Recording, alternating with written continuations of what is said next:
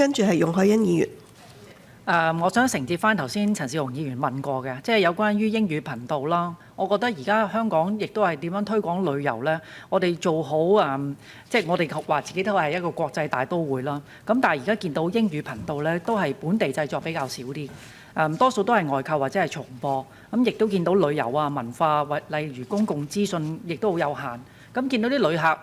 嚟到香港住酒店，第一件時間都係打開電視。咁所以佢哋都可能睇翻自己本身嘅即係睇嗰啲電視台，或者係外國嗰啲。但係如果你話本地嘅話，我哋提供唔到本地嘅資訊俾佢呢，係做唔好我哋本地嘅宣傳嘅。咁所以問翻呢，尤其是頭先其實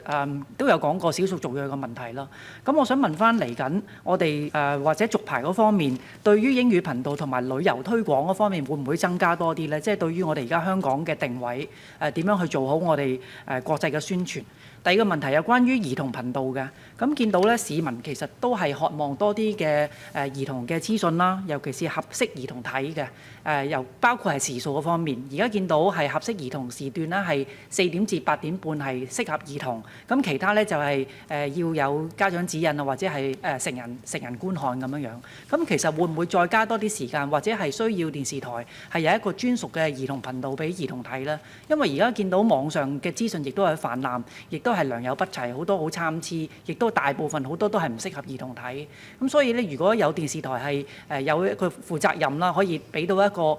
專屬嘅兒童頻道咧，其實好需要嘅。咁第三樣嘢有關於係4K 廣播嗰方面，咁我見到而家響附件2嗰度咧，技術規定係話持牌機構係需要利用最新科技提高廣播性質畫嘅素質嘅畫像咯。咁但係見到而家香港係一啲偏遠嘅地區，包括係塔門同埋南丫島咧，佢哋成日都會投訴未能夠接收到高質素嘅數碼電視信號。咁同埋我亦都見到咧有一啲收費嘅平台咧都有4K 嘅廣播。我想問翻嚟緊，譬如續牌會唔會係要求係逐步有4K 廣播，令到市民都可以享受到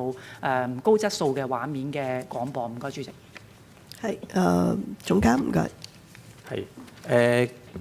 對於議員頭先反映就係話喺英文台嘅本地製作比較少啦，或者係希望電視台係可以咧係去即係就到旅遊推廣去加大力度咧。咁呢方面我諗我哋都係要喺呢個嘅續牌嘅過程當中去反映睇下會唔會可以喺呢方面咧係做到啲功夫。至於你話嗰個兒童台嘅專屬頻道咧，咁因為畢竟而家我哋俾每一個電視台而家可以嘅節目頻道都係佢哋可以做嘅資源上面咧都係有限啦，都係得2至5個電視台啦，節目台啦，咁所以變咗可能我哋而家嘅做法都係話俾一個嘅時段佢哋係去做兒童節目，而亦都規定佢哋咧係喺一週裏邊咧有相當嘅時數咧係提供兒童節目咁樣樣，咁呢個我哋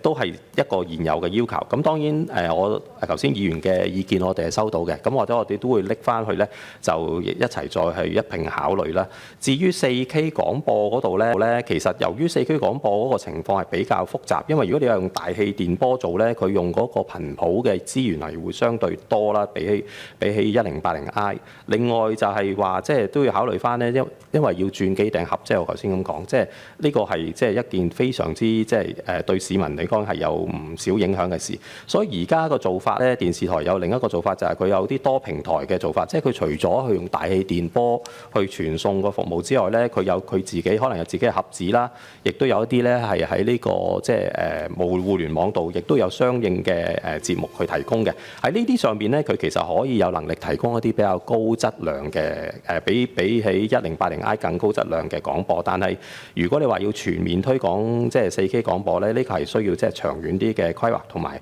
特別係話喺更換機頂盒上邊咧，呢啲嘅考慮咧，我諗暫時唔係短期內可以做得到咯。